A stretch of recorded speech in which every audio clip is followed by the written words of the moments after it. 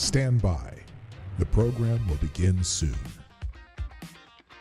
Breaking: New York's highest court denies Trump's motion to stop his sentencing in Manhattan tomorrow with Stormy Daniels' campaign cover-up criminal case. Trump is getting sentenced tomorrow, this is yesterday, and will officially be a convicted felon forever. Forever? Forever, ever? Because, and I asked that question why. Why do I ask that question? He'll be a convicted felon forever. Except that if the conviction is overturned in the appeals process, you are no longer and never were a convicted felon. If your conviction is overturned in the appeals process, you are no longer and never were a felon.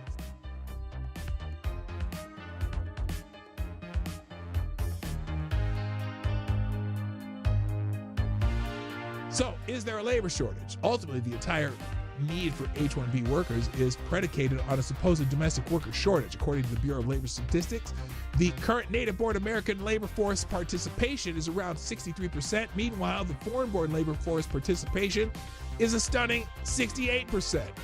Importantly, per the Wall Street Journal, census data show immigrants who arrived since the start of 2020 are more than twice as likely to lack a high school diploma as U.S.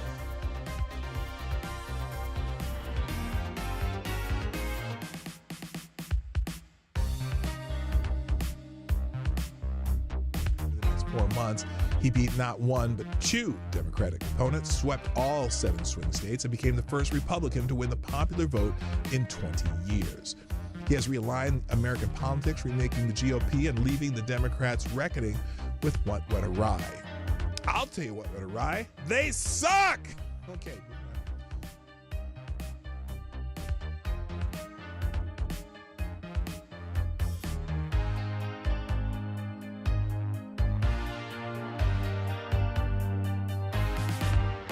Did you know that since 1977, Congress has only passed the budget on time 4 times?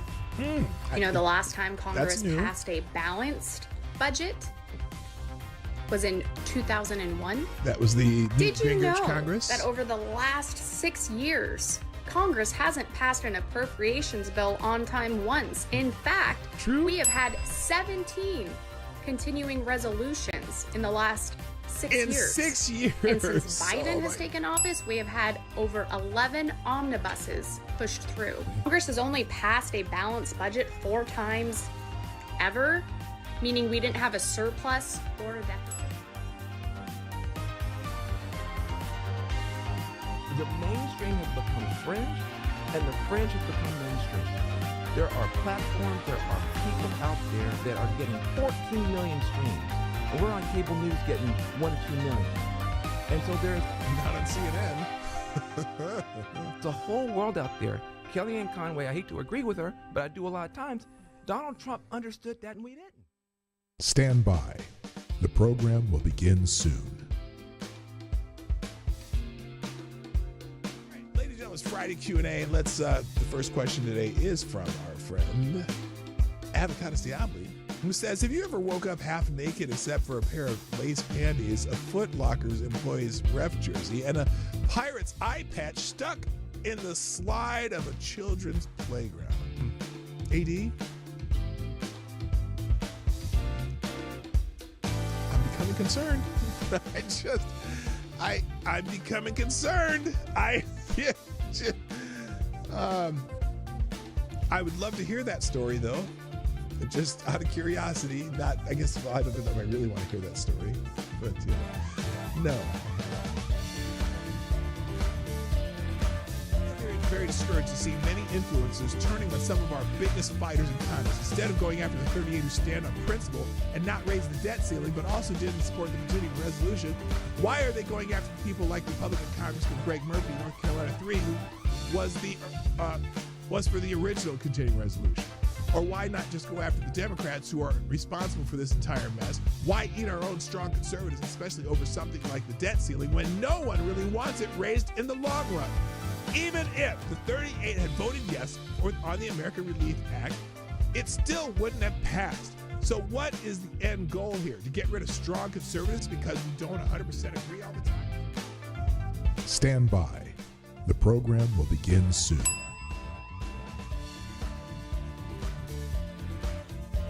House report recommends FBI investigation into Liz Cheney over alleged witness tampering while on the JC committee. So there's this seems to be blowing up in Liz Cheney's face as opposed to getting shot with birdshot by her dad.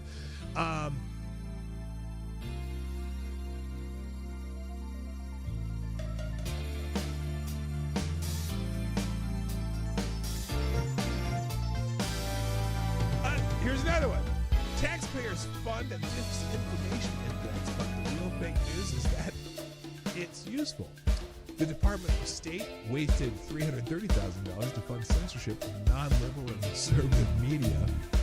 Historically, the largest purveyor of disinformation is the U.S. government, without question. And now, once again, the government has decided to position itself as the ultimate judge of what is true and what is not.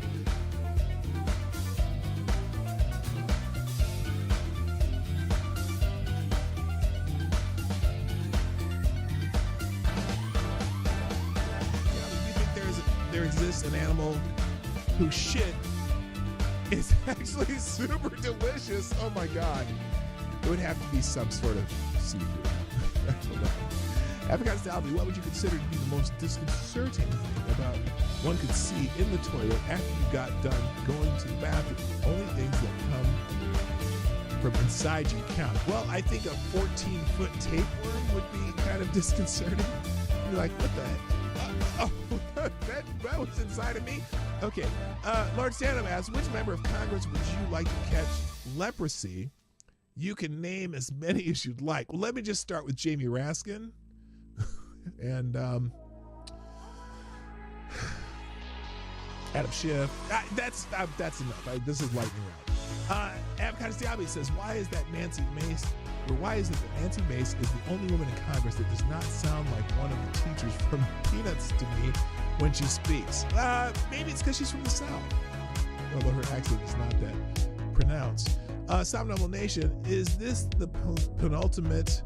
Is this the last question? No, it's not. Lord Stanhope, will you have a Merry Christmas?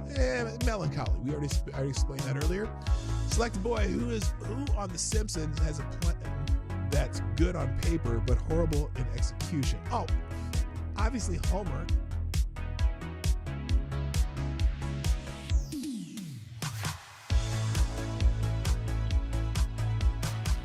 How many of you remember the name Crystal Magnum?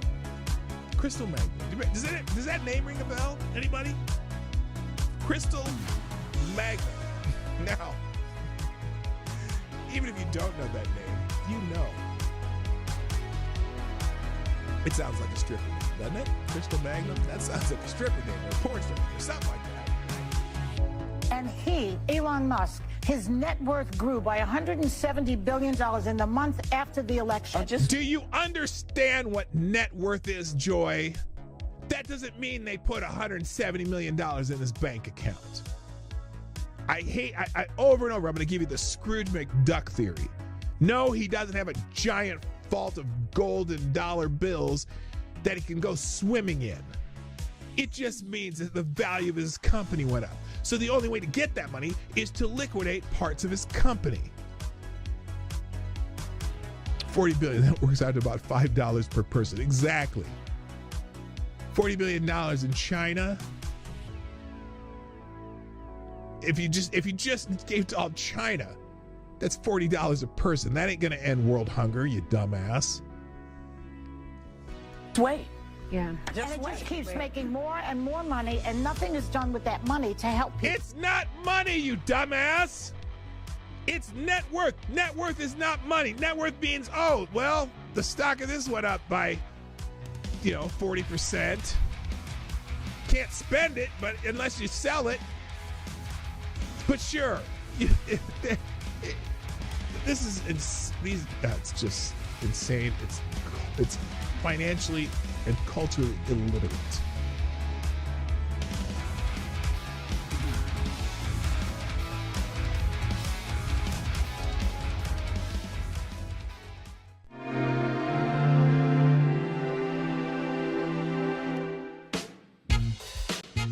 Ladies and gentlemen, coming to you live from the Lucky Dog studio in a hidden location somewhere in the upper Midwest of the United States of America, it's a brother making his own way but with all the wrong opinions. Welcome to the Morning Night Live with your host, the one and only P-Dog Knight. Well, this is not exactly how I wanted it to go this morning, but there may be a bonus in the works, so we'll see. Good morning, everybody. Welcome to the Morning Night Live. I'm your host, Marty, also known as P-Dog Knight on the internet, and welcome back to the P-Dog Knight channel on this Friday, the 24th January 2025. And are there 31 days in January? I can't remember. Is there a 31st? Is there a January 31st? Let me look at my calendar here. I think there is. Well, I'll be damned, there is. Anyway, hi. Not that was one of your top concerns today, but welcome to the show. I don't know why I have that screen on. Welcome to the show. It is Free for All Friday and Friday Q&A. The Friday Q&A board is up if you want to ask a question today. And as you know, the questions can be real or nonsensical or who knows? They can be just about anything. But I will try to come up with some answers. As far as the bonus thing I was talking about, since Lady Boomer is out of town, I may be doing some extra streaming this weekend because... well, one, I need the money, and two, which doesn't always happen, and two, because there's other things that I just want to get caught up on. But I am going to be making some videos this weekend. I'm probably going to go and do some footage out in the real world of some places. Take the dog with me, and we'll go do some footage some places. Not necessarily for this channel, maybe my travel channel or my joke channel. But yeah, I'm gonna be, and then I'm gonna clean the house because I'm gonna make sure that the house is nice and clean when Lady Boomer gets back. Give her a nice little surprise because we've been kind of messy lately and we need to get our shit together. Anyway, hi. I want most of the stuff I'm going to talk about is going to be concerning J6 today, but being the pardons for the people who were at J6 and some of the committee, because some of them motherfuckers just won't shut the fuck up, and I think I'm already swearing, look at that, and they need to, and also some of the reporting on it, it's getting a little ridiculous. It's almost as though they only want to see one narrative, and have no curiosity as to, well, wow, maybe some of these people were treated poorly or more excessively than others, because there's a myth out there that these roughly 1,600 people Donald Trump has pardoned, that they're all violent criminal terrorists. And that couldn't be farther from the truth. So we'll obviously get into that. There's a few other topics I'm going to get through. I'm going to blow through them as fast as I can. But first, of course, I got to say, good morning, good morning. Gotta say good morning, good morning, good morning to you. I promise to never do that again. That was really gay. Anyway, so let's say hi to everybody. First in the chat, of course, today is Mr. Avocados Diabli, who gets the bell. I'm doing my best not to cough on you. Also, uh-oh, what the hell happened there? If you shared the stream, I'm unpinning that because I can't see what the second name was. I think it was Attack Alpaca. No, it was, come on, move that thing. Get out of the way! There we go. It was on the honorable mention list of favorite Canadians. Special Cat Asset was here. Good morning, also Attack Alpaca. Mike Savage, Blarg, Mrs. Wild Wolf, nice to see you. Renee Mayette, what's up? Good morning also. K-Shull, Resolute Germ. That skipped down too far. Resolute Germ. There we go, I'm back. Tyre, Alexander, the Scourge. Whoops, you got a double beat there. Lord Stanhope's in the house. Excuse me. I already said Renee Mayette. Who am I missing here? Oh, there we go. GDSOB's in the house. What's up? Good morning. And Amazing Disgrace is in the house. And that's it. This is weird. Well, people are slowly coming in. And if you're just joining us, say something in the chat. No, don't write something in the chat. Just participate in the chat, and I'll say hi, and hit the damn like button. There's only just 22 people and 8 likes. This should already be at least 70%. Okay, there should already be at least 14, 15 likes. Get on it. And also encourage friends and neighbors to come by if they like this kind of stuff, and you know how it goes. All right. Anyway, so here we go. Let's get into this really quick because I want to get through this. But when I opened the app, now known as X, formerly known as Twitter, this is the first thing that I saw.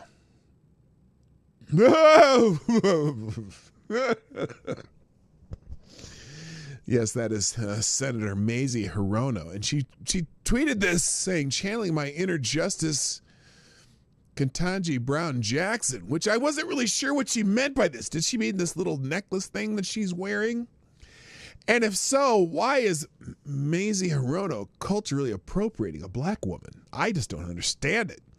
And I wish, in reality, she's channeling the Scarecrow for the Wizard of Oz, because she needs to be singing "If I Only Had a Brain." She might be the most.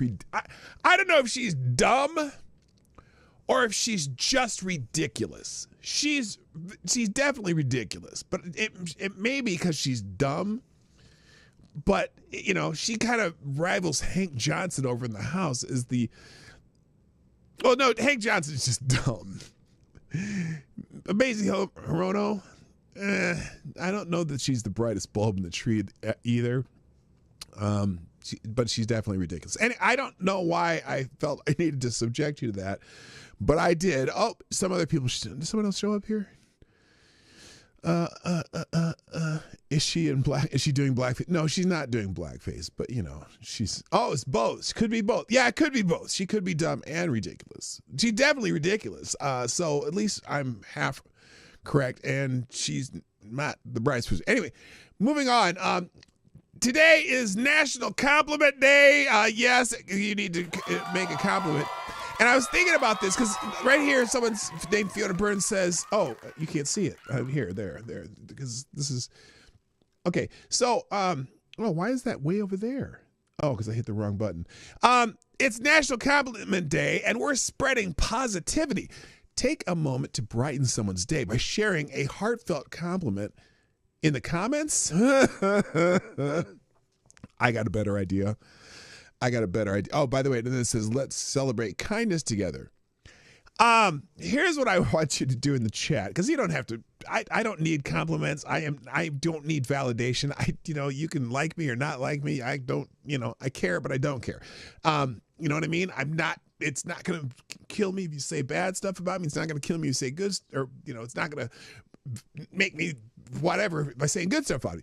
But here's what I'd like you to do in the chat. Just in the chat, because I'm not going to I can't open a second questions thing. Here's what I'd like you to do in the chat for National Compliments Day, just in the next 5 minutes or so. And please, just one per person. Well, no, it doesn't have to be one per person. If you got some good ones, that's great. I would like you to, in the chat, write what would be a backhanded compliment. Okay, like a funny backhanded compliment. I can't, I'm trying to think,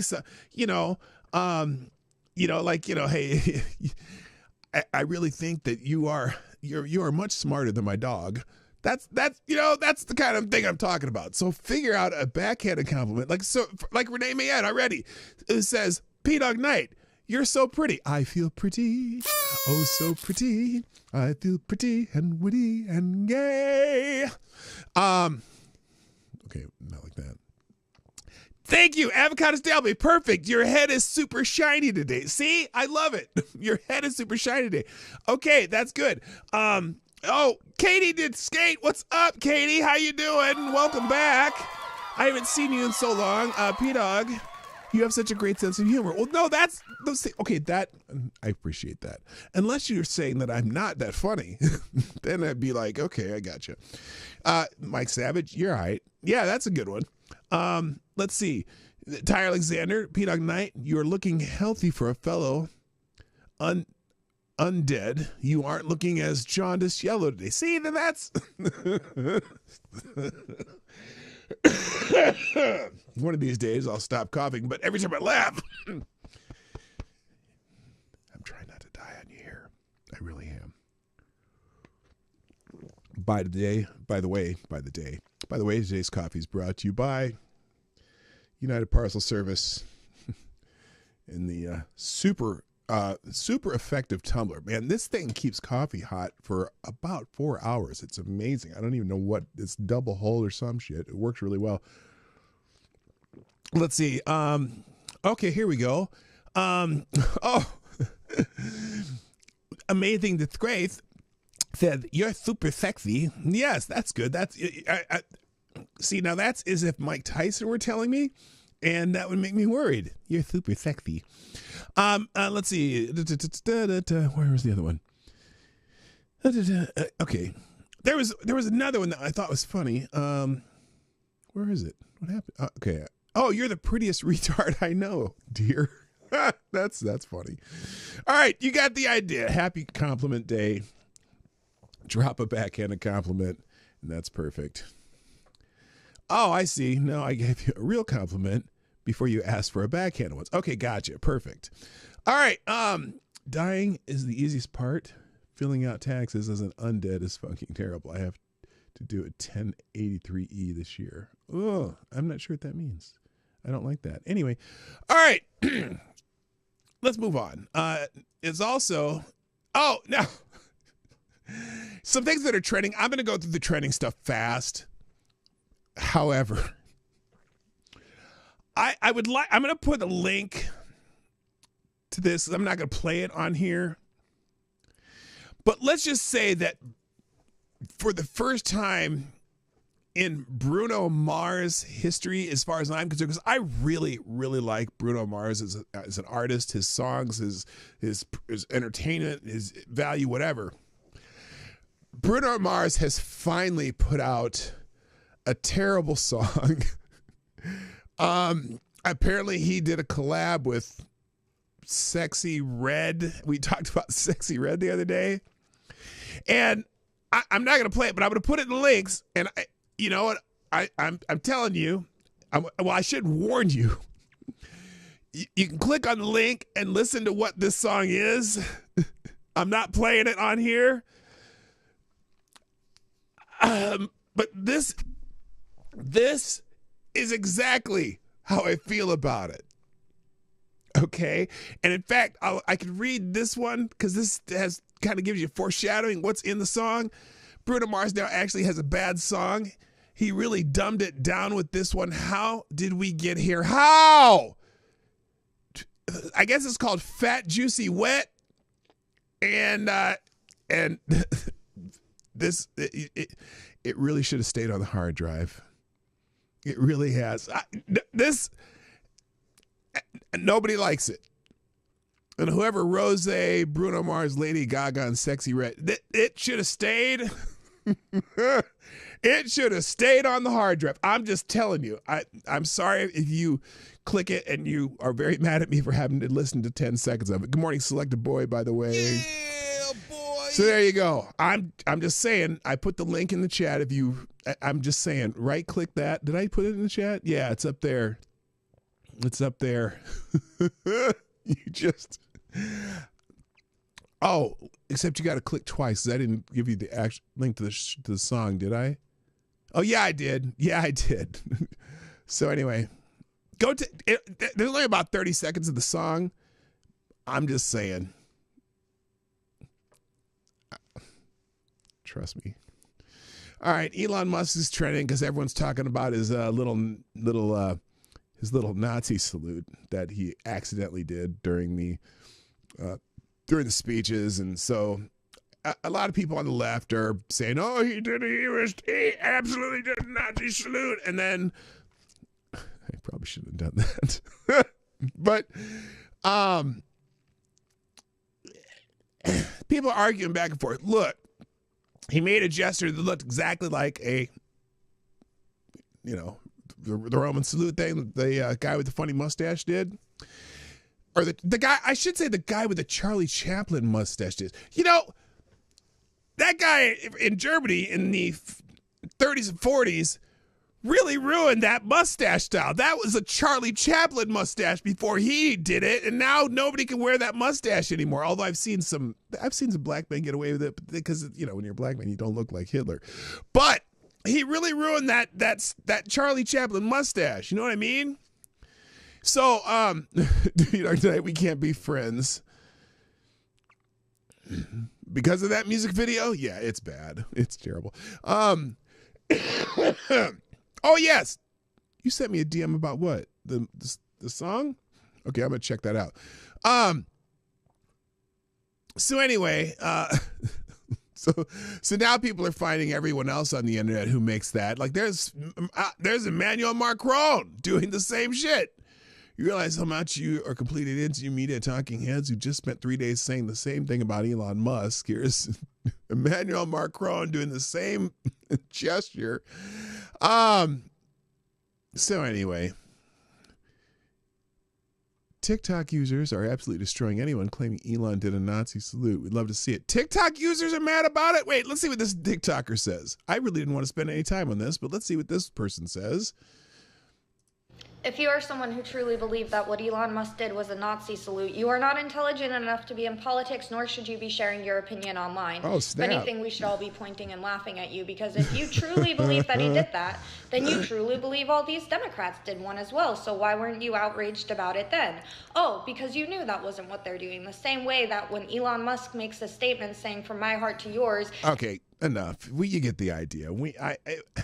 Look. It looked like what it looked like.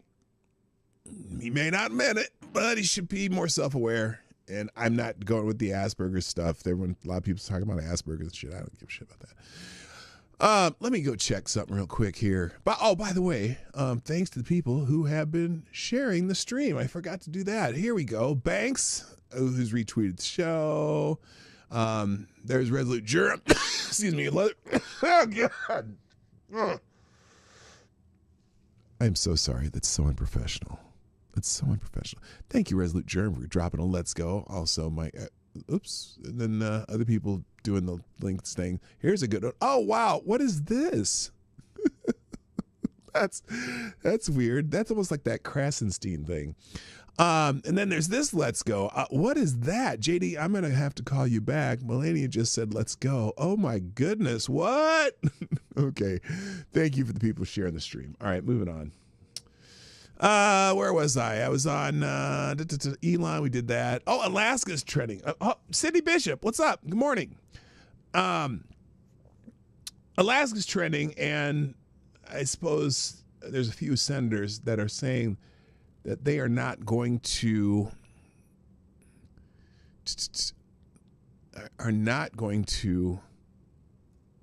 confirm Pete Hegseth because Lisa Murkowski from Alaska is saying that.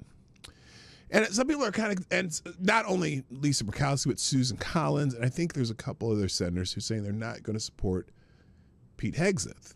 And some people are upset about that. And in fact, they're talking about, look, let's put it this way. Alaska and primary are trending. Because Trump won Alaska by like 13, 14 points. But Lisa Murkowski is going against his nominee. I don't think the people of Alaska probably agree with her. So we're going to see what happens there. Clay Travis, I totally understand why Susan Collins, who represents a blue state in Maine, might not be able to support every Trump agenda item in the Senate. But Lisa Murkowski needs to go to Alaska. Trump won Alaska by 13 points. Murkowski should support him on everything, period.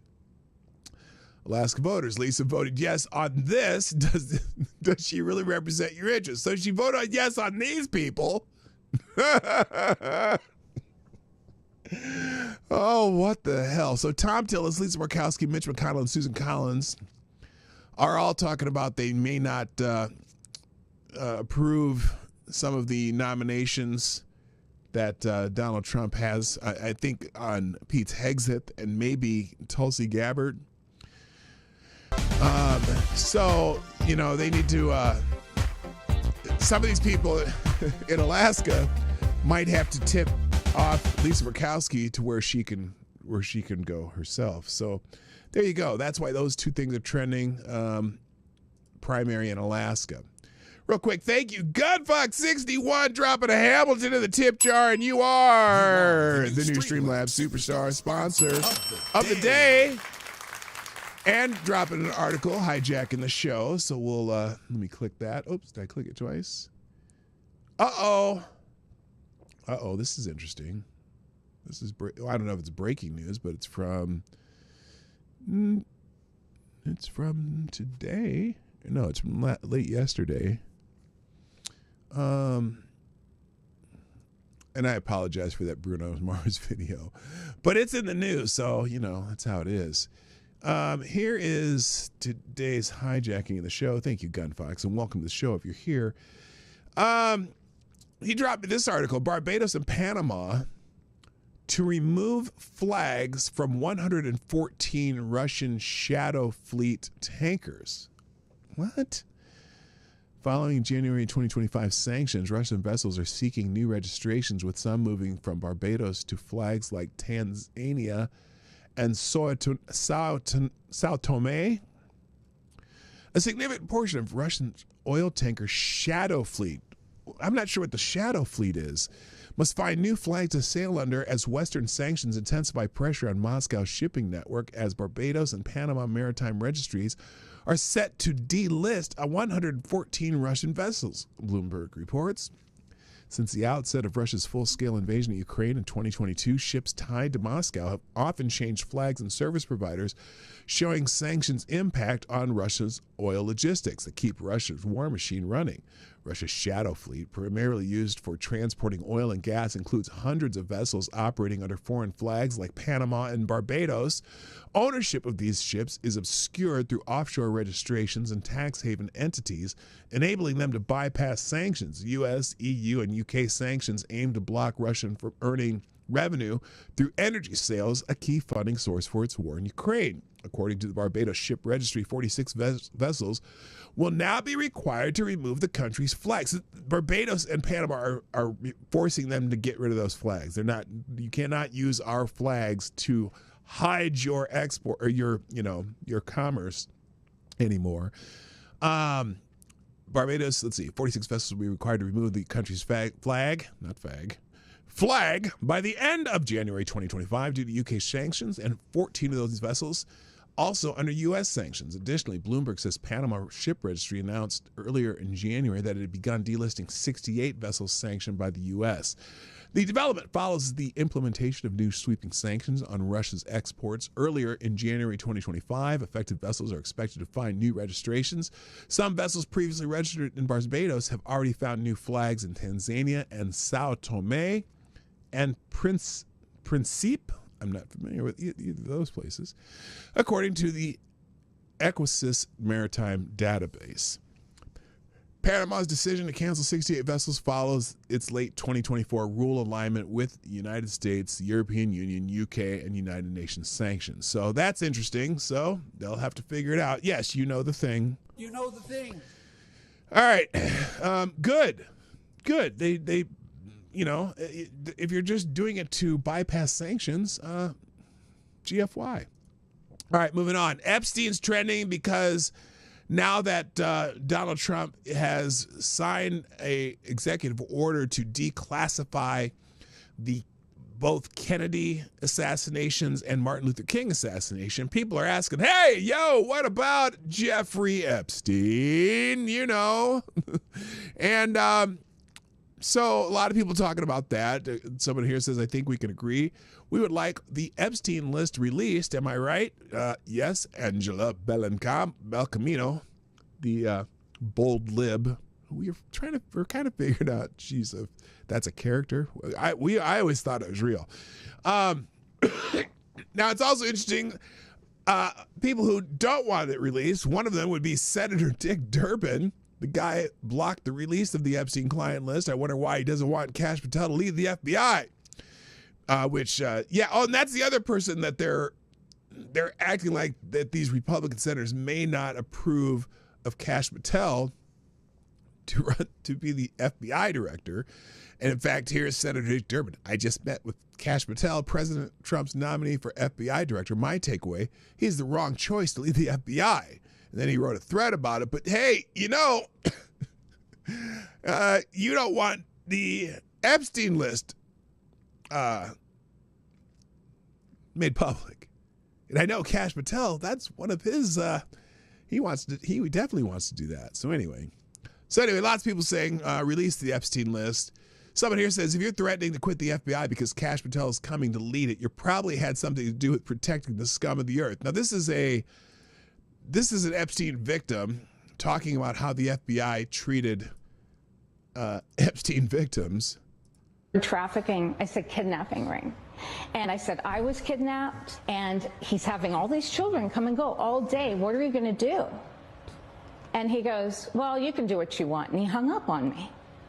I never heard from him again. 10 years. Hung up on you. He hung up on me. That's right. They hung up on me. And when was the next time you spoke to the FBI? In 2006, when they then came to me. I'm in North Carolina, hiding in the woods. When I answered the door, I asked them if they were there about my student loans. And they laughed and said, no, it's about your 1996 Epstein report. So when the FBI did speak to you, years later, you can't even count how many more victims of Epstein there were. What did they say to you then? And my agent, she said, Maria, we're going to get him. Anyway, bottom line. Somebody got him. They didn't get him, Jesse. Somebody got him. So they didn't do anything. Nothing ever happened.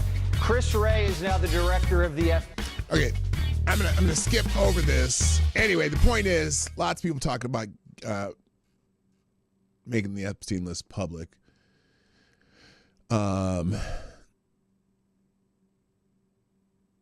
So there you go. There's, I don't know why Elizabeth Warren's in there, but anyway, lots of people talking about the Epstein list. All right. Oh, we got another super chat, aka donation from Gunfox61, dropping another Hamilton in the tip jar. This time with some space news. Well, this is as good a time as any to hijack the show. Let's try this one here. We'll do a little space news. What is this one? Rocket report. Did China's reusable rocket work? DOT may review SpaceX finds. What? Oh my God. It's so funny how they are going after Elon Musk, the bureaucracies. I wonder how long that's going to go on. Is this going to continue while Trump's in office because the bureaucracies think they have more power? The bureaucracies are in charge, right? Why is that still there? Oh, I see. Let's just remove that. There we go. All right. Let's see. Welcome. Let's see. This is something called ARS Technica. Welcome to edition 7.28 of the Rocket Report. After last week's jam-packed action in the launch business, things are a bit quieter this week. Much of the space world's attention is turned to Washington as the Trump administration takes the helm of the federal government. Some of the administration's policy changes will likely impact the launch industry, with commercial spaceflight poised to become a beneficiary of actions over the next 4 years. As for the specifics, ARS has reported that NASA is expected to review the future of the Space Launch System rocket. Investments in the military space program could bring more business for launch companies, and regulatory changes may reduce government oversight of commercial spaceflight. As always, we welcome reader submissions. Okay, so anyway, let's two things. The two things that were on the headline. One, what happened to China's reusable rocket testbed? A Chinese state-owned company performed a rocket flight on January 18th, U.S. time, aimed at testing reusable launch vehicle technology without announcing the outcome. Space News reports, well, if we didn't announce the outcome, I got to think it didn't go well.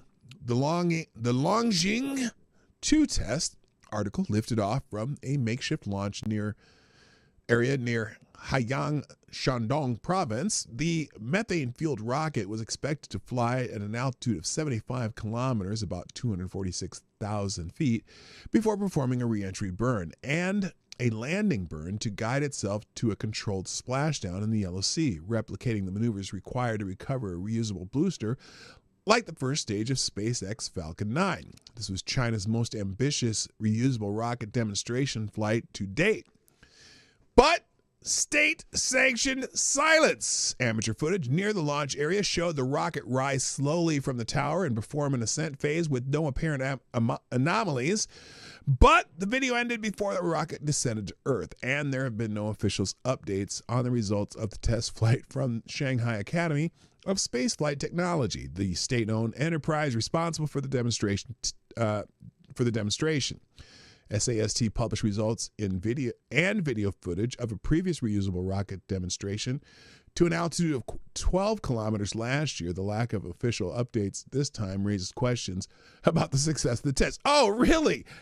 They didn't show you a video of it, the successful test? Well, that probably tells you that it didn't happen. See, that's one thing I guess you can respect about Elon Musk is his failures go out to the public too, and his triumphs are even more triumphant because you see the failures and then you see, oh wow, we got it, we fixed it. Now let's see. There's another thing here. What was the other part that was in the headline? Oh, DOT. Okay, space fines. SpaceX fines. Let's find that. Oh, here we go. The Trump Department of Transportation nominee says he will review the FAA's SpaceX fine. President Donald Trump, nominee to lead the U.S. Transportation Department, said he'd review penalties aviation regulators have proposed against SpaceX if confirmed for the role. Bloomberg reports Transportation Secretary nominee Sean Duffy told senators during a hearing on January 15th that he'd also look into what's been happening at the FAA with regard to launches. Last year, the FAA proposed more than $633,000 in fines on SpaceX due to alleged violations of the company's launch license associated with 2 flights of the company's Falcon 9 rockets from Florida. Okay. So a $633,000 in fines. Why?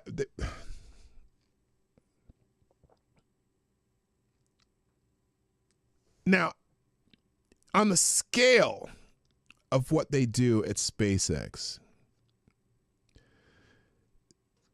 that's probably less. Do you think they make 10, 20, 30 times that every time they launch something that someone wants up into the orbits? I mean, they've done, what, 60 launches last year? Is that what, something like that? What are these fines for? Are they just trying to be like, an annoying little whatever in the ointment, whatever? In addition to the proposed fines related to SpaceX workhorse Falcon 9 rocket, Elon Musk's space company has also criticized regulators for taking too much time to review applications for launch licenses for the Starship mega rocket. Some of the regulatory reviews were triggered by environmental concerns rather than public safety, which the FAA is responsible for ensuring during commercial rocket launches and reentries. Musk's close relationship with Trump has led to speculation that the FAA will now have a lighter touch with SpaceX. So far, there's no clear evidence of this happening, but it warrants observation. The FAA ordered a grounding of SpaceX Starship rocket after a failure of a test flight on January 16th, and there's been no announcement of a change in the agency's posture regarding this test flight. So there you go. SpaceX did 152 launches in 2024. Holy shit! How many? Okay, Gunfox, by comparison, how many launches did any other entity in the United States do compared to SpaceX? SpaceX did 152 launches, probably with a lot of reusable shit, right? How many launches did everyone else do comparatively? Maybe you can figure out that number. All right, let's move on. And let me skip through the Haiti's trending because there's this dude that says he's not going back to Haiti. They're already doing the deportations, and this guy's getting a lot of attention. Haitian man says, fuck Trump, Biden forever, gets arrested by ICE's elite Boston unit to be deported. Excuse me. Oh my gosh, I gotta stop this. I gotta get better. I'm not going back to Haiti. One of those threats is this illegal alien from Haiti. ICE says he's a gang member with 17 criminal convictions. 17 criminal convictions? Trump, you feel me? Yo, Biden forever, bro. Thank Obama for everything that he did for me, bro. What did Obama do for you? Boston quickly takes down its next targets, including this illegal alien from Brazil who has an Interpol red notice for armed robbery. ICE has been busy already. They've had like 600 arrests already of some of the violent criminals. A couple people who happened to be around them got caught up in it, but the actual ones that they're trying to get deported that have deportation orders already or have criminal issues already, they've rounded up almost 600 so far in just the, what is it? Today's the 24th in 4 days. So, you know, they're off to a decent start. I'm not going to play the whole video, but it's in the links here. The Obama Aniston rumors have gone wild. Rumors have emerged on social media that suggest Barack and Michelle Obama might be heading towards divorce, with speculators linking Barack Obama to actress Jennifer Aniston. Those rumors have gained traction following Michelle Obama's absence from Jimmy Carter's funeral and the inauguration, and are based on tabloid stories and social media speculation without solid confirmation from the individuals involved. So far, they're still rumors, and I don't know why people are perpetuating them, but it is kind of fun to perpetuate rumors like that. No one's come out to, like, out and out deny anything. That's the weird part. That's when I get concerned. Hello, number one. Yeah, so anyway, but Jennifer doesn't have a penis. Well, not that we know of. Also, people still talking about the Musk salute. Well, apparently Benjamin Netanyahu has defended Elon Musk during a recent event. Elon Musk made a one-arm gesture that has led to widespread debate over its interpretation as either a Nazi salute or a heartfelt gesture. Critics from the political left and media have accused Musk of the former, prompting strong defense from Israeli Prime Minister Benjamin Netanyahu, called the accusation against Musk a false smear. Musk himself has responded with humor, continuing to engage with the controversy through social media. Yeah, he's kind of been making fun of it and making fun of the media. In fact, here's one where he goes, "It's astonishing how insanely hard legacy media tried to cancel me for saying my heart goes out to you and moving my hand from my heart to the audience. In the end, this deception will just be another nail in the coffin of legacy media." And then he puts this same video of Emmanuel Macron doing the same shit. So CNN restructures, and apparently Jim Acosta might be gone. What?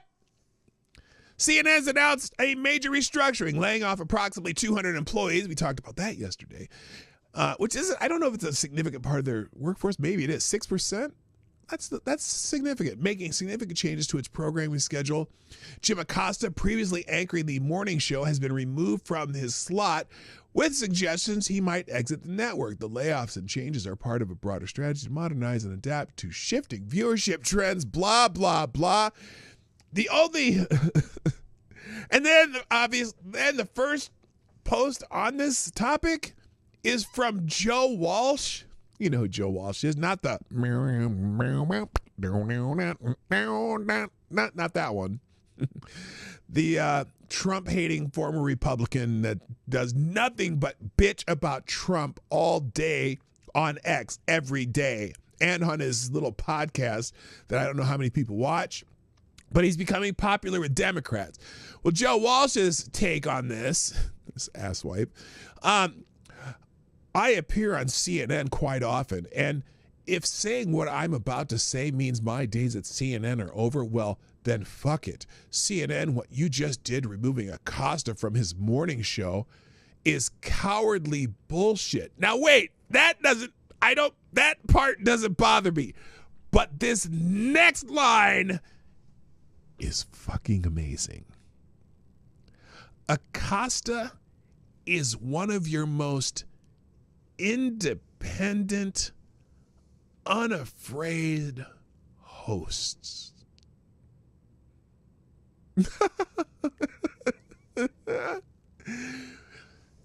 Independent how, Joe?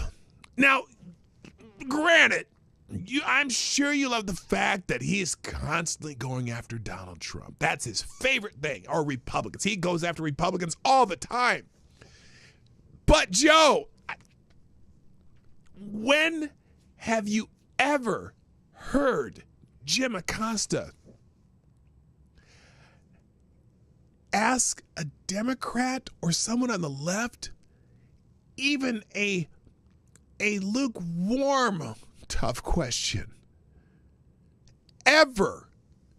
I mean, the worst thing that a Democrat gets a Democrat or leftist gets from Jim Acosta is a tongue bath with a tongue that's a little too scratchy. That's the only thing I can think of, because he doesn't ask tough questions to anybody on the left. You moron. This Joe Walsh is so far gone. He can't even be objective anymore. It's scary. It's scary. So if it was FTG Thursday, I'd say fuck Joe Walsh. So anyway, they're laying off hundreds of staffers in the first days of Trump's second presidency. Why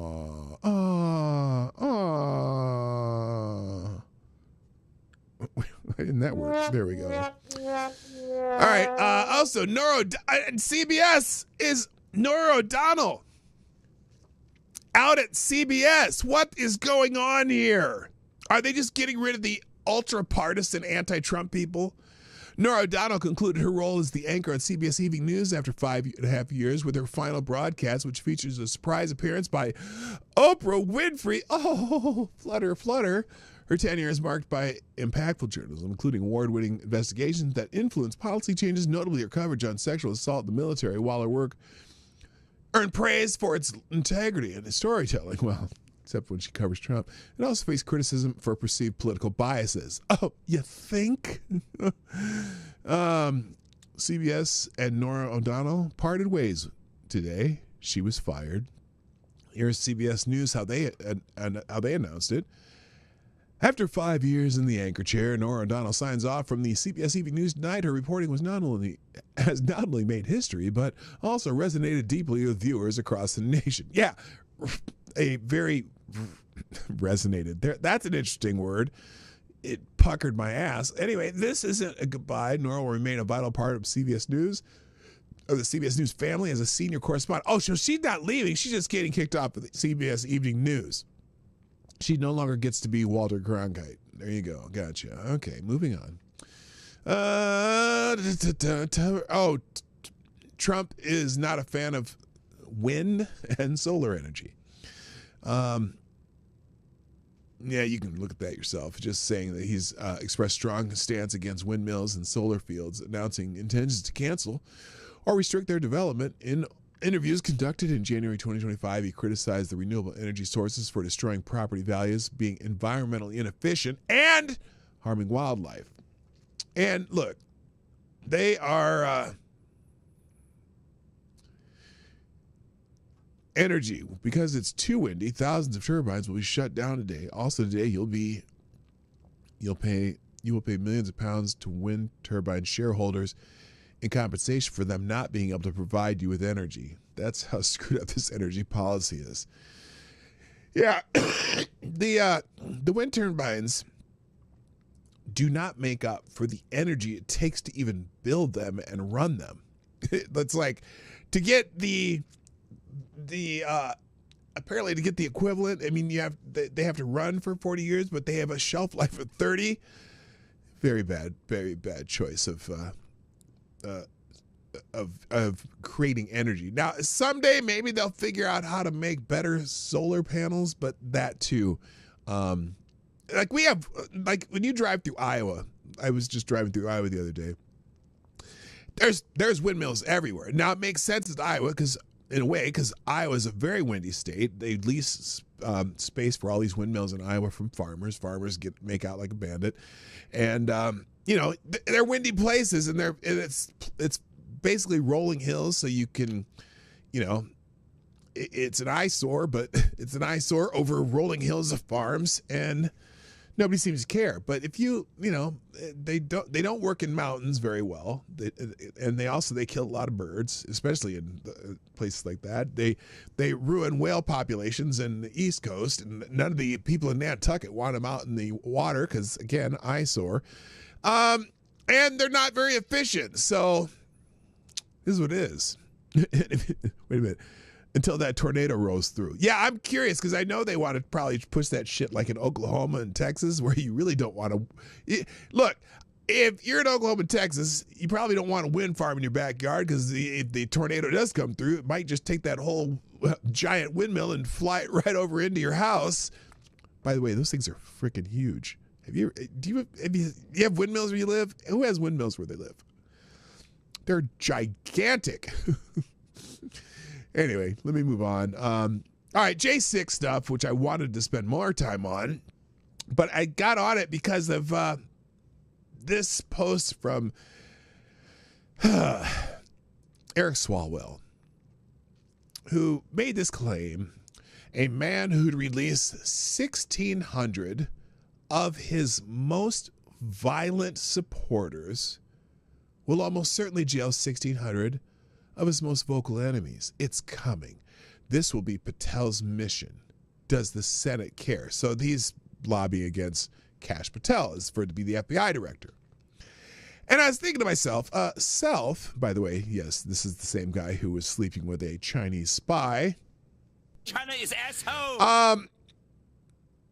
When he says 1,600 of his most violent supporters, well, wait a minute. These people who were charged with being in the area on January 6th, not 1,600 of them were even charged with any violence at all.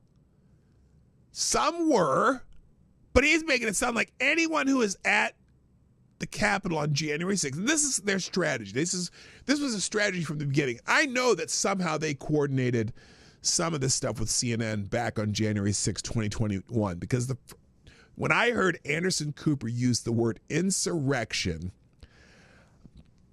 the exclamation points started popping out of my head, knowing that, oh my God, and then all of a sudden all the media is using the same word. And you know that the Democrats, some Democrat had them ready to use that word.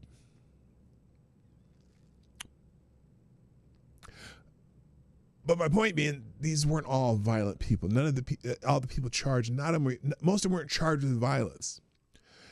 But I found a thread. Is this it here? No, it's this one, I think. Here it is. This is an example of one case that this person decided to look into on January 6th stuff. And this is from an account called Insurrection Barbie, who said, I picked a J6 case at random to review because I wanted to see how bad it was. And let me tell you, the random one I picked did not disappoint. This defendant went into the Capitol and walked down the corridor. He was not accused of violence. He did not break anything. He did not hurt anybody. He was sentenced by a jury to 19 months in prison. He was overcharged by the prosecutor to the point where it should be called malicious prosecution. And a judge rubber stamped every single thing the prosecutor asked for. The most egregious part of these filings was that the government introduced a 22-minute video montage that spliced together key breaches that occurred that day. They introduced that video to a jury even when the defendant in question is only shown on that video for less than 60 seconds. The defendant in question was not violent. He was walking through a hallway in the Capitol building with the crowd. He looked like it was a walking tour in the picture still shot. The remaining 21 minutes shows the most violent portions of the event spliced together. He was not in those violent parts.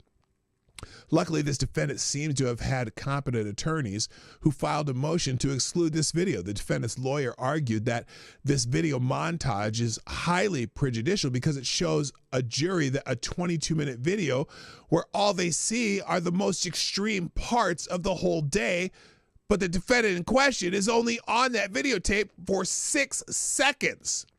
and is seen walking around peacefully.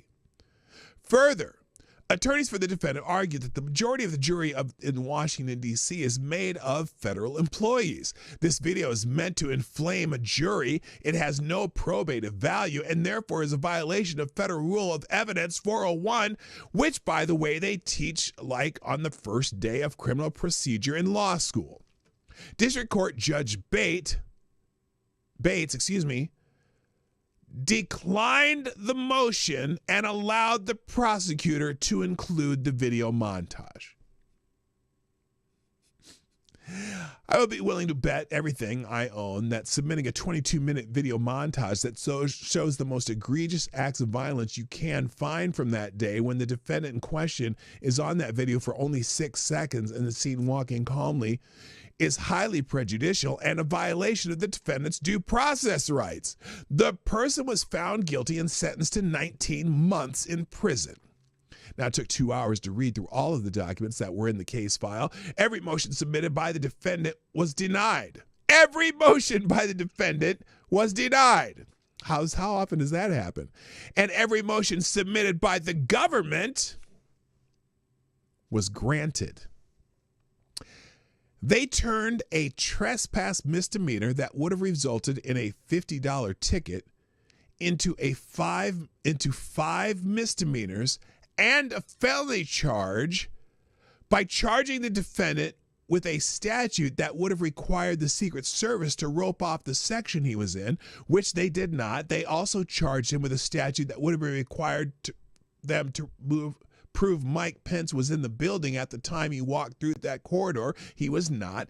And they used an Enron statute that the Supreme Court struck down.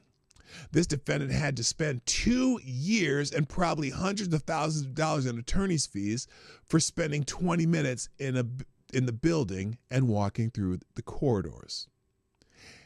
And this is just the first case I dug into. Imagine if we had the time to dig into the details of each and every single one of these cases, read all the filings, and complete a report on the amount of due process violations that were committed. You know, it's called journalism, something that only Julie Kelly and a few others seem to understand how to do as it relates to January 6th.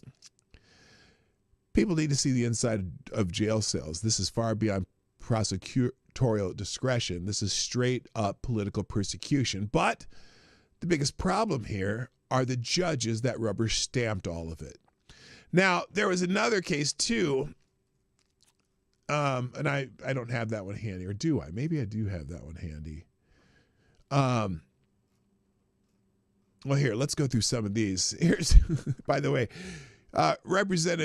speaking of Jim Acosta, Representative Tim Burchett, I don't know where he's from. Where's Burchett from? Hang on. I think he might be from, Tennessee. He got into a little, what do you call it, dust up with Jim Acosta. Here's Jim Acosta, his ass. Pardon these violent people and releasing them from jail. Okay, first of all, again, which ones were violent, Jim? Do you know? Jim, how many of the cases have you looked through? Just curious. When you say which violent people, Jim, because listen to how he phrases this during this whole interview. Hello, Now What Studio, my dear friend Wu from high school.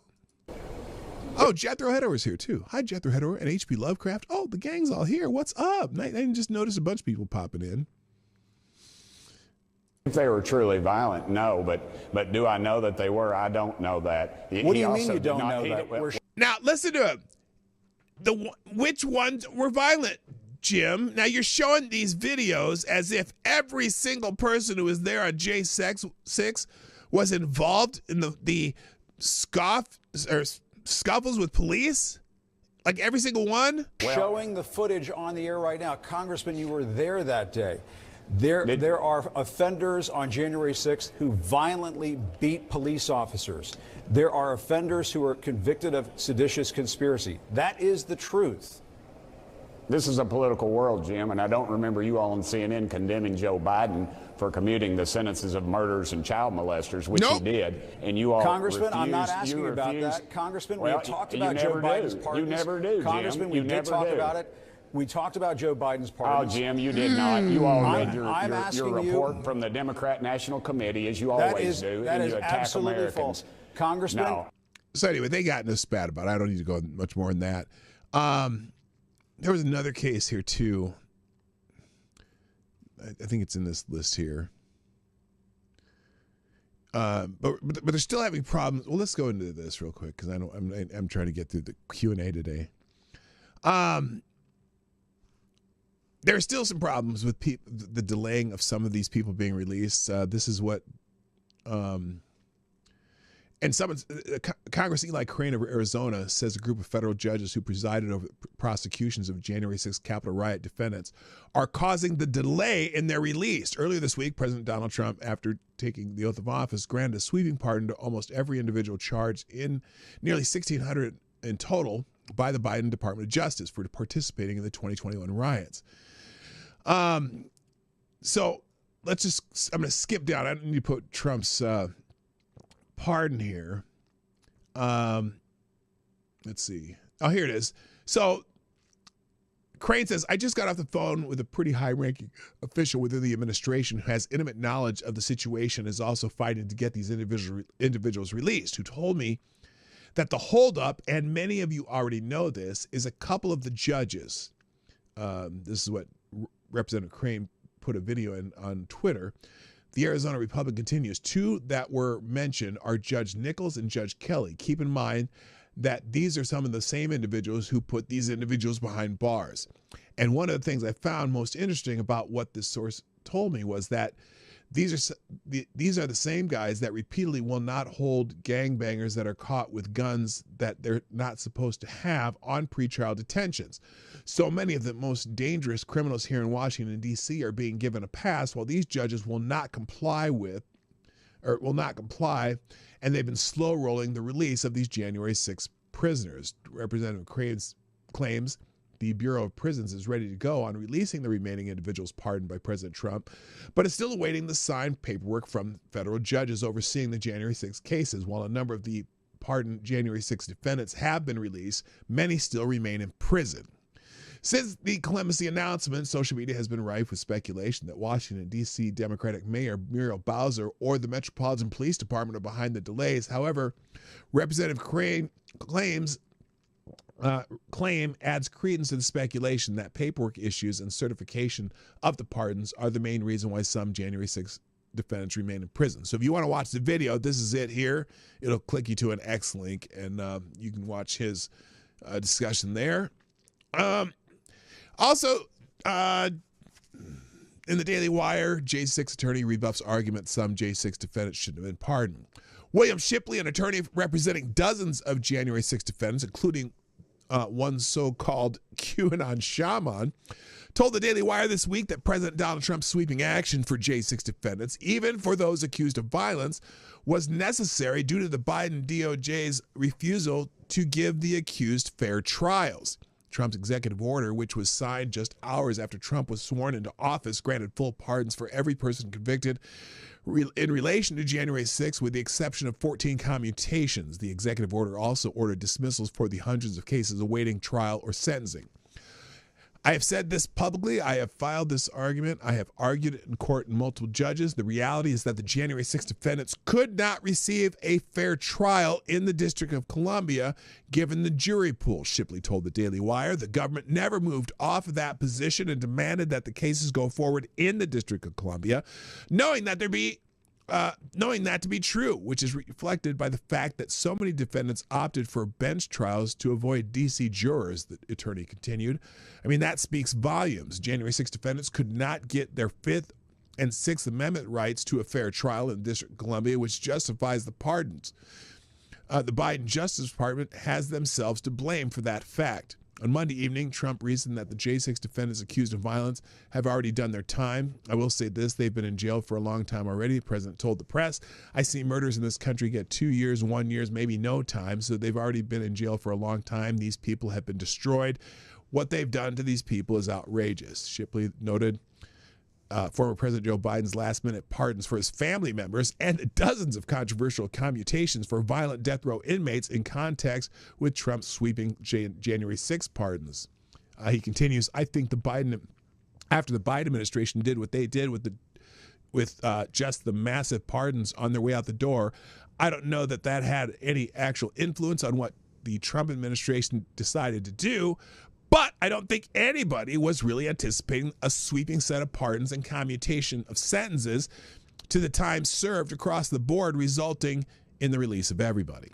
The attorney told the Daily Wire that there were 211 J6ers in custody at the time Trump's executive order was signed. They are now, well, they're not all out of custody despite some delays. When Shipley was contacted by his client's family about the delays, he said he was able to get in touch with the Trump administration officials who helped quickly secure the releases. However, that was not the case in Washington, D.C., where the longest delays took place. So they're still resolving that. Didn't get as far as I want, but I need to get to Friday Q&A, ladies and gentlemen. And, of course, as always, it is time for Friday Q&A. I'll have a lot of stuff in the links today that I missed, and hopefully you'll get to enjoy that later. All right, guys, it's time once again for Friday Q&A. Yes, what the hell happened there? What happened there? There we go. I'm just getting the links ready for today too. Let's get these out of the way so I don't forget. There we go. I'm ready. I got the links ready beforehand. All right, here we go. Friday Q&A. Why is that still up there? What the hell happened here? Why will this not go away? Well, here, let's do it on this side. We're going to move this to questions and this to live chat. There. All right, here we go, ladies and gentlemen. It is Friday Q&A, everyone's favorite time of the week. First question today comes from our dear friend Renee Mayette. How did you beat AD? I don't know how you did that. Renee Mayette asks, did Obama plant the Jennifer Aniston story to try to convince people that he ate a twink?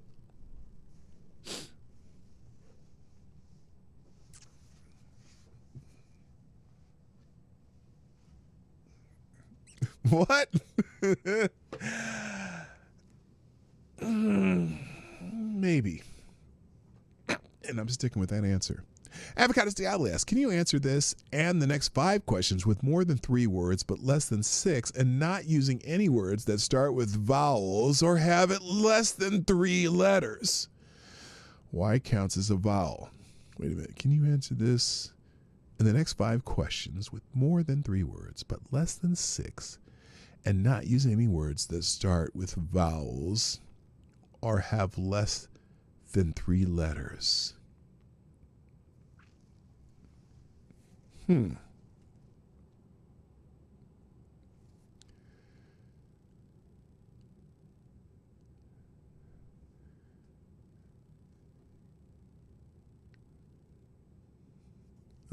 I don't know if I can.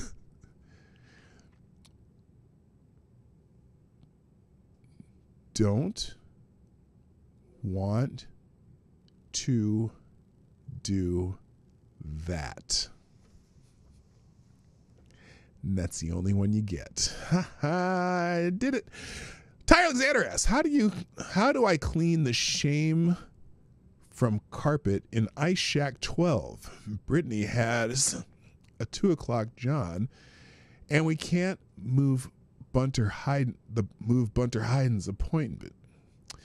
Have you ever tried Fabuloso? Although there was a recall in Fabuloso, it had some lead or some shit in it. But anyway, Fabuloso, that's that purple shit from Mexico. That shit works pretty good in cleaning stuff. Avocados Diablo asks if reincarnation was real and could include coming back as a inanimate object. Would being reborn as a dildo be a reward or a punishment? Oh. Okay. Let me answer that in a couple different ways. Well,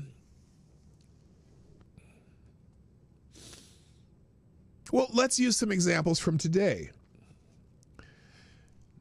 Jennifer Aniston. Sexy red. I hope you can figure out the answer based on those examples. Avocados Diablo asks, why is it when I try to show empathy and concern, people always misconstrue it? Last time I asked someone if their mom at least got a good check from the clinic that botched the abortion. Oh! God damn it. Oh, God. Damn it, AD. I think you just need to find a gentler touch. How's that sound? Lord Stanhope asks, did you know that beer causes gout? Well, it can, but it doesn't have to. And I should know. I have no gout, but I do enjoy a beer now and then.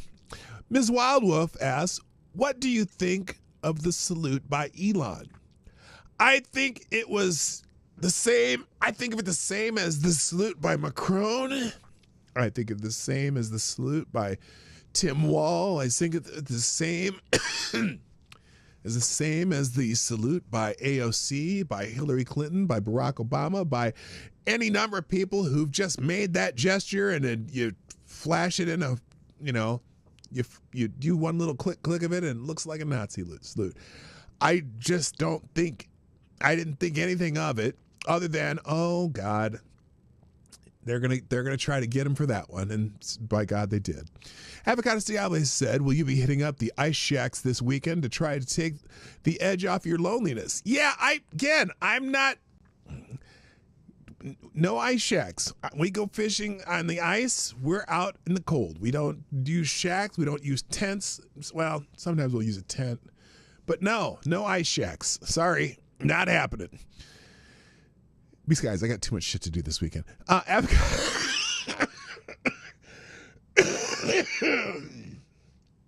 gotta stop laughing. Okay. Avocado Diablo asks, do you prefer German opera or Italian opera? German opera clearly being superior. Pun intended. Oh my God. Look, the only German opera that I know, like off the top of my head, is Die Fledermaus, which I kind of like that one. But there's lots of Italian operas. Although if you think it too, now Viennese operas, but those are in German too.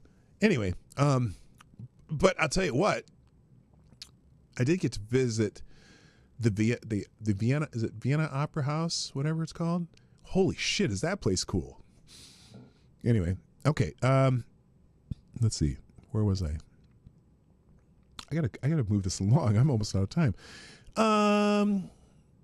Lord Stanhope asks, do you wear pants or do you stream bottomless like HB? I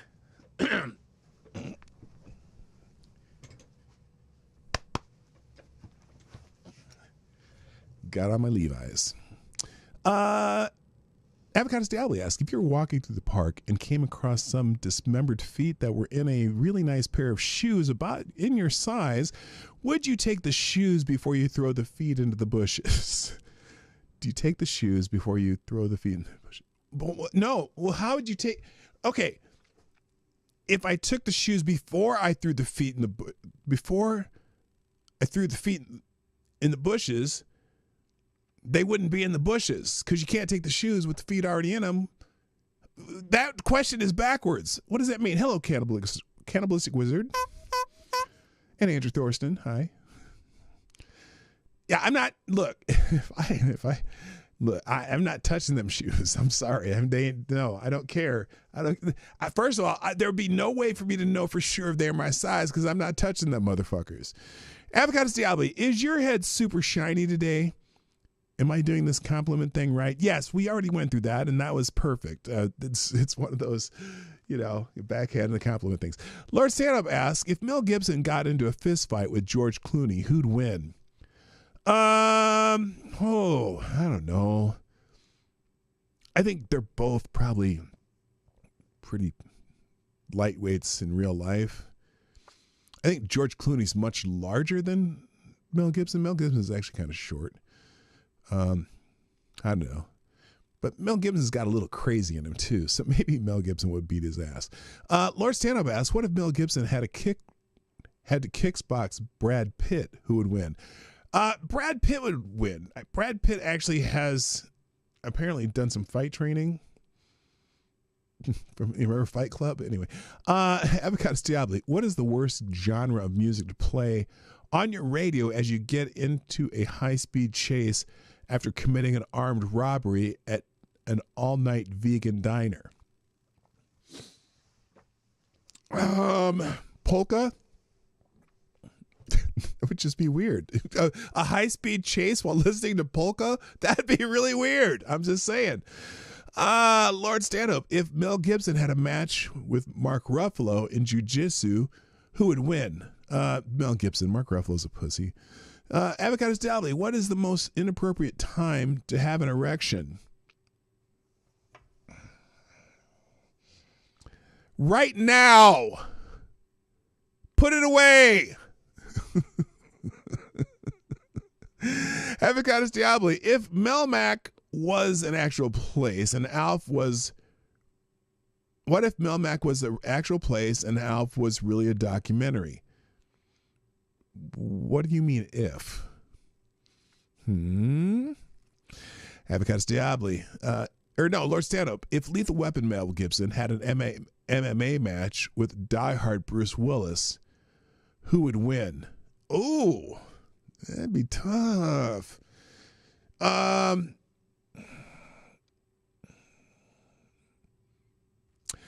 Probably Lethal Weapon Mel Gibson.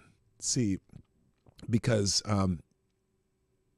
Bruce Willis would have his feet all cut up because of the glass. He'd be really in a lot of pain already. Avocados Diabli, do you think Russia will outsmart people and start flying rainbow flags in hopes no one will want to appear homophobic? Yeah, no, Russia will never go gay. Select Boy asks, are cats really soul suckers? Yes. That's why I'm not into cats. Dogs, man. I'm a dog guy. Avocados Diabli, is there an aisle in the grocery store that is less objectionable to have sex in? Where do you come up with this shit? Dude.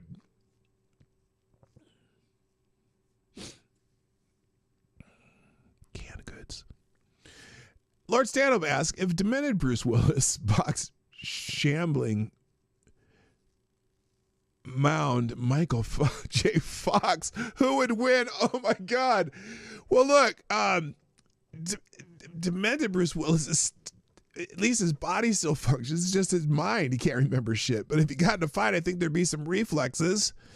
Avocados Diabli, if you had an item that allowed you to instantly teleport one time to any place you could imagine, where would you use it to go? Wow.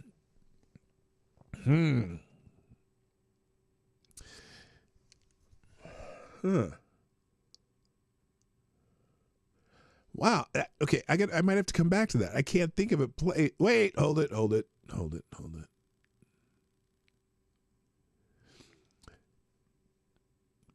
Probably a Buc-ee's. I don't know. That's the one place where anything you could possibly need would be. So how about a Buc-ee's? I've never been to a Buc-ee's. I want to go to a Buc-ee's sometime just to say I've been to a Buc-ee's. All right. Where are we at? Avocados Diabli, do you think that Trump should rename the Federal Aviation Administration to the Federal Aviation Group? No! We do not want it to be called the FAG. Avocados Diabli, if someone were to assault you with a giant cookie, what kind of cookie would you prefer it to be? Oh, definitely a white chocolate macadamia nut. Nuck. What the hell's a nuck? Lord Stanhope, is Trump our president? Yes, Orange King. Lord Stanhope, who is the hottest woman on MSNBC? Honestly, it's probably Katie Tur because she's the only woman on MSNBC. Well, no, Chris Hayes. No, it's Katie Tur. Lord Stand-Up, what's for dinner? Oh, tonight I am going to have a burger at one of my favorite burger joints. Because Lady Boomer's gone, I'm going to drive down to Meesville, Minnesota, and just go have a burger at there's a bar and grill that has the best burgers in Minnesota. Lord Stanhope, if you could flood CNN with wild beasts from any period of Earth's history, what beast would they be? And if dinosaurs, you must be family specific. Well, no. It would not be dinosaurs. It would be probably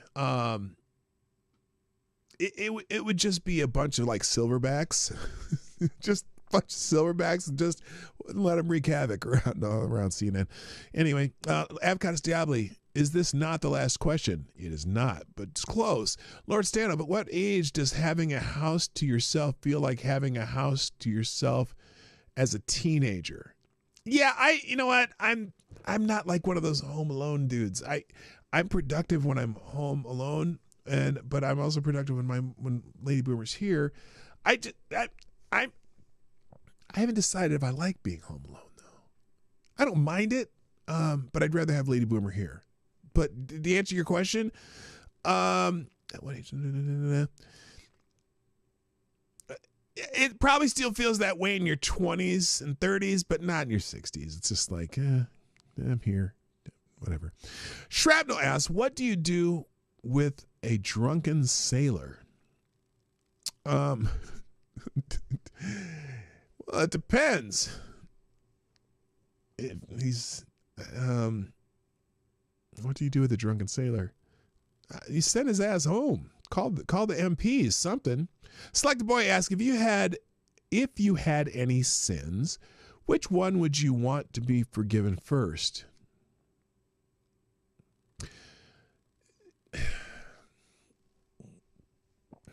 Sloth. Because sometimes I'm just lazy, and that's supposed to be one of the 7 sins, right? Sloth. Because I like naps. Ms. Wildwolf asks, what do you think?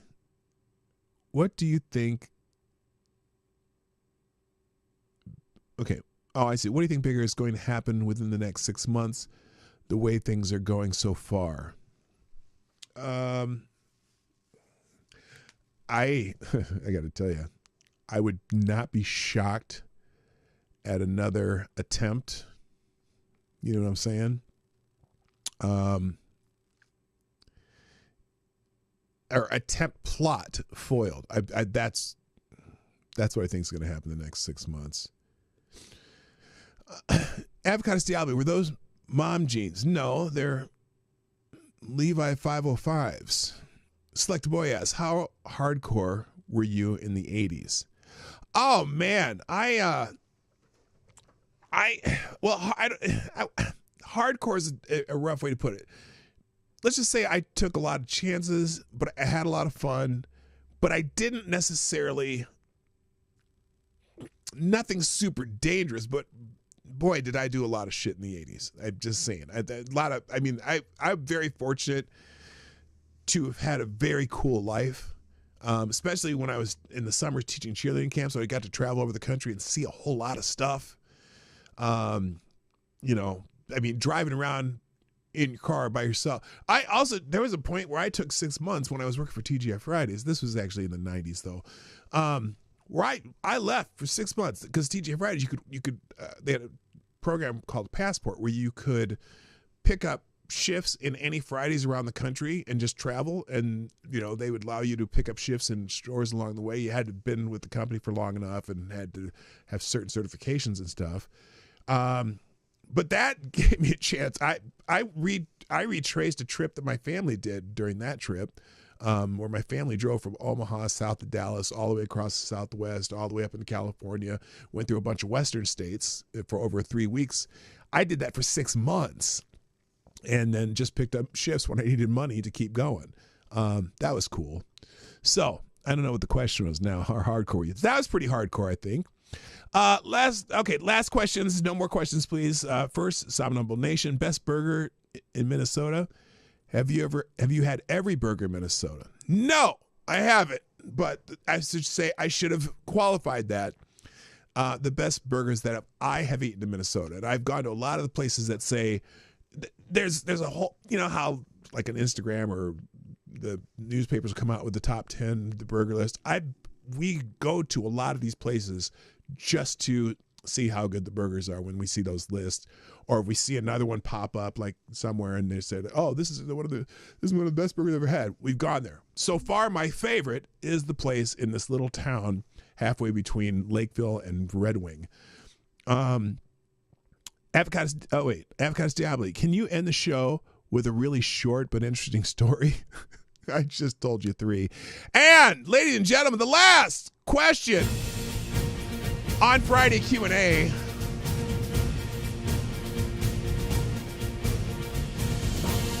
What is your favorite mom and pop burger joint? Mine is Mickey's Diner. Well, Mickey's Diner, unfortunately, it reopened, but it's under new management. And the new managers are Muslim, which is fine. I don't care. But their menu, they don't have bacon on their menu. So I can't eat at Mickey's anymore. Mickey's used to have really good chili, and they had pretty good food. The food's okay there now, but just not the same. Mickey's is done. So again, the place I go to, it's King's Place in Miesville, Minnesota. Miesville, Minnesota. Which has great burgers. So, all right, guys, I got to call it today. I didn't realize I am later than late. So, thank you for joining me today on the Morning Night Live. I may do some extra streaming over the weekend because what else am I going to do? Lady Boomer's gone. So, I hope you all have a great weekend. If I don't, and I'll definitely be back Monday, but got to make some videos and all that kind of stuff. So, I hope you'll enjoy that. Here's today's links. Oops, wait a minute. That's not it. I better put the right link. Here's today's links in the chat, and that's it. I gotta go. Thank you. My name's P-Dog Knight, and I'm out of here. Bye-bye. Hey, this is P-Dog Knight, and thank you for watching today on the P-Dog Knight channel. If you have an observation or remark you'd like to make about this video or my channel, I absolutely welcome you to write it in the comment section down below. I really look forward to hearing from you. And before you go, if you like what you saw but you're not already subscribed, please make sure you hit the subscribe button and definitely click that bell that pops up afterwards so you'll be notified when I post new videos or when we go live.